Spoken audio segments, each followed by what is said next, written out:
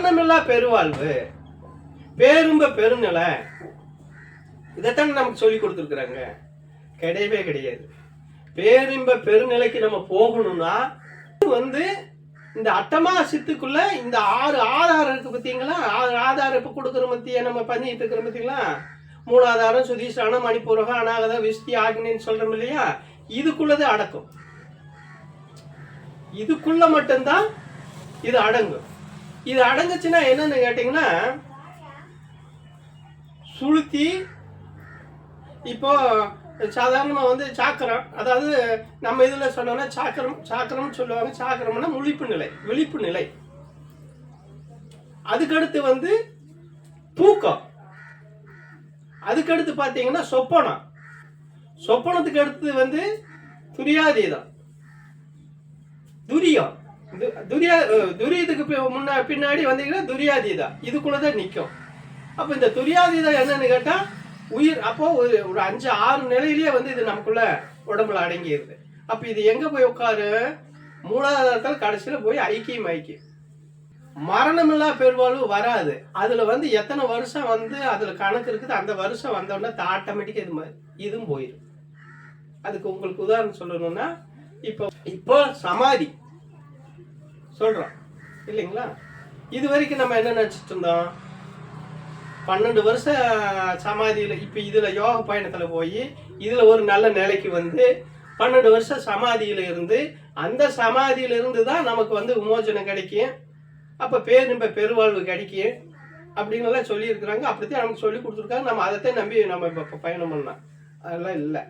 43,20,000 வருஷம் சிவபெருமான் வாங்கி இருக்கிறாரு. அவருடைய ஆயுள் காலம் எவ்வளவுங்க? இப்ப நம்ம போய் கும்பிடுறோம் இல்லையா?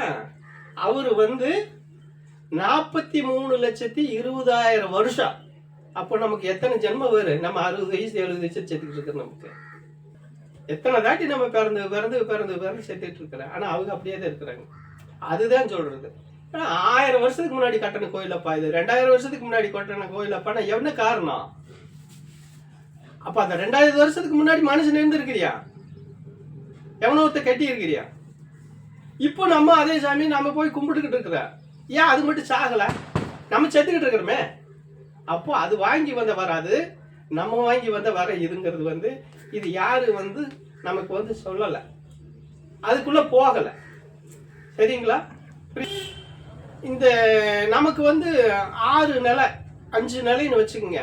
இப்போ மூலாதாரத்துல இவரு பிரம்மா, விஷ்ணு, ருத்ரே, மகேஸ்வரே, சதாசிவா, இப்ப இவங்க நமக்குள்ள இருந்து இயங்குறாங்கன்னு சொல்லி, அப்ப அந்த 6 ஆதாரத்தை காரணம் காட்டித்தான் நம்ம இப்ப பயிற்சி பண்ணிட்டு இருக்கோம் இல்லைங்களா? ஒவ்வொரு இடத்துக்கும் ஒவ்வொரு இது.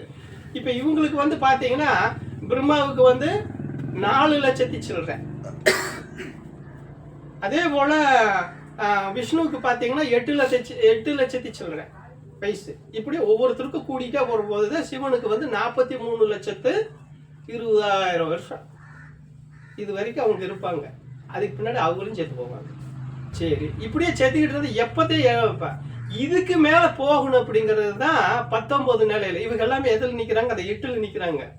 மொத்தம் 19 நிலை. சாதாரண 8 நிலை வாங்கினவங்க 43 லட்சத்தி சில்லான வயசுக்கு வாழ்றான்னா, அப்ப இந்த 19 நிலைக்கு போனா அவனுடைய நிலை என்ன?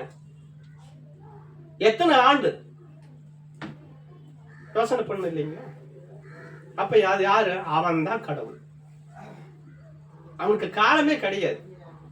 அந்த நிலைக்கு போகும்போதுதான் நமக்கு முக்தி மோட்சம் எல்லாம்.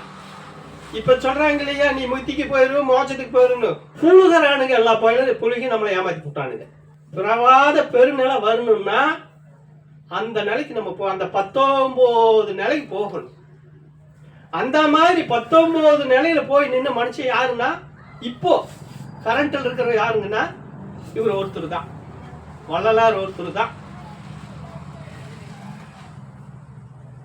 இந்த உண்மைய மண்ணுல போட்டு மூடிட்டாங்க. குழி, அதாவது சாதாரண இப்பவாவது மிஷின் வந்துருச்சு, கடப்பாறை அது இது இப்பெல்லாம் சேசிப்பு அதெல்லாம் வந்துருச்சு. அப்பெல்லாம் கையில தானே தோண்டணும். அப்படி இருக்கையிலேயே இந்த சேசிப்பு தோண்டாத காலத்துக்கு பெரிய ஆழமா தோண்டி போட்டு மூடி போட்டானுங்க. அப்படிங்கறத நம்ம பேச வேண்டியதா இருக்கு. இதுக்கு எது காரணமா இருந்துக்குது? சைவ சித்தாந்தம் தான். ஏன்னா சைவ சித்தாந்தம் சொன்னக்கூடிய இது எப்படின்னு கேட்டா இந்த 8 நிலையை மட்டும் சொல்லுது. அதுக்கு மேல அது போறதுக்கு அதுக்கு தடம் கிடைக்கல, தடம் தெரியலன்னு நம்ம நினைக்க வேண்டியதா இருக்கு. அந்த சைவ சித்தாந்தத்தை கையில் எடுத்துட்டு இப்ப நம்ம வந்து அதைத்தான் வச்சு ஃபாலோ பண்ணி சிவனை கும்பிடுறோம், விஷ்ணுவை கும்பிடுறோம். அதுக்கு மேல ஏதாச்சும் கடவுளுக்கு தானே தெரியாது நமக்கு. ஆனா நீங்க இப்படி போனீங்க அப்படின்னா இந்த இதுல பாதையில போனா அதெல்லாம் கிடையாது, அதெல்லாம் பிண்ட தத்துவம்ங்கிறாரு. அதுக்கு யாருக்கு நான் சொன்னனே வள்ளலாரு, அவருக்கு குருவா ஒருத்தர் இருக்கிறாரு. இன்னொரு சந்தேகம் எனக்கு இப்ப இந்த இதுல போனதுக்கு காரணமே இந்த பாடம் பண்ணி எனக்கு தொடர்ச்சியா உடல் பாதிக்குது. அப்ப இந்த பாதிப்பு நமக்கு வார பாதிப்பு நம்ம தானே பாடம் கொடுக்குறோம். அப்ப நான் யாருக்கெல்லாம் பாடம் கொடுக்குறோம்னா அவங்களுக்கு இந்த பாதிப்பு வரத்தான் செய்யும். உண்மையா இருந்தா நான் கொடுக்குற பாடம் உண்மையா இருந்தா எனக்கு வாரது அவங்களுக்கு வரணும் தானே. அப்ப அவங்களுக்கு வரலைன்னா என்ன? நான் கொடுக்குறது சரியில்லைன்னு அர்த்தம் இல்லையா? இல்லைன்னா அவங்க பாடம் கொடுத்ததை பண்ணலின்னு அர்த்தம். ரெண்டு தான் இதுக்கு காரணமா இருக்க முடியும். ஒண்ணுங்களா? அப்போ இதுல ஆராய்ச்சி பண்றோம் நம்ம, இது வரக்கூடாது அப்படின்னா. அப்போ நம்ம யார இப்ப அவரு யாரோட வழிகாட்டுதல நம்ம பயணம் பண்ணும் போது அவர்கிட்ட நமக்கு டிமாண்ட் வைக்கிறோம். இல்ல சாமி இருக்குது அந்த மாதிரி, ஆனா எனக்கு வழி தெரியல, ஆனா ஒரு சிம்டம்ஸ் எனக்கு கிடைச்சிருக்குது, நீங்க அதை வச்சு ஆராய்ச்சி பண்ணீங்கன்னா உங்களுக்கு அதுக்காக கிடைக்கிறதுக்கு வாய்ப்பு இருக்குதுன்னு சொல்லிதான் அதுல அவருடைய தகவல் கேட்டுத்தா நாங்க பயணம் பண்றதுல நான் பயணம் பண்ணி அதுக்கு உண்டான இதெல்லாம் பண்ணி தேடும் போதுதான் இது கிடைக்குது. இந்த மாதிரி ஒண்ணு இருக்கு, நம்ம இருக்கிறதெல்லாம் எல்லாமே இந்த பிண்ட தத்துவங்களுக்கு நமக்கு நம்மளும் பிண்டம் தான், அதுவும் பிண்டம் தான். அப்ப இந்த பிண்ட தத்துவத்துல நம்ம வாழ்ந்துட்டு இருக்கிறோமே தவிர உண்மையான வாழ்க்கை இல்ல. தொடர்ச்சியா நான் சொல்றேனே 43,20,000 வருஷம் வாங்கினதும் ஜாவுது, 40 வருஷத்துக்கு வாங்கிட்டு வந்ததும் ஜாவுது. அப்ப எங்க யாருக்கு முக்தி மோட்சம் அது எங்க இருக்குது? கேள்வி இருக்கா இல்லையா? முக்தி மோட்சம் எங்க இருக்குது? பொய் தானே இல்லைங்களா? சரி, முக்தி மோட்சம் இல்லாத எப்படி இருக்குதுன்னு சொன்னாங்க. அப்ப அதை நம்ம தேடுறோம். முக்தி மோட்சங்கிறது யாருக்குமே கிடையாதுங்கிறது தான். அந்த நிலைக்கு நான் சொல்றேன் அந்த 19 நிலைக்கு போறவங்களுக்கு மட்டுமே முக்தி மோட்சம். அவ்வளவு சீக்கிரம் நம்ம போக முடியுமா? அப்போ ஏதோ காரணத்துக்காக யாரோ சுயநலத்துக்காக நம்மளெல்லாம் மண்ணை போட்டு மூடி மறைச்சு நம்மள இப்படியே வச்சிருக்கிறாங்க, நம்மளும் இப்படியே போயிட்டு இருக்கிறோம். அவ்வளவுதான் இல்லையா சாமி? அப்போ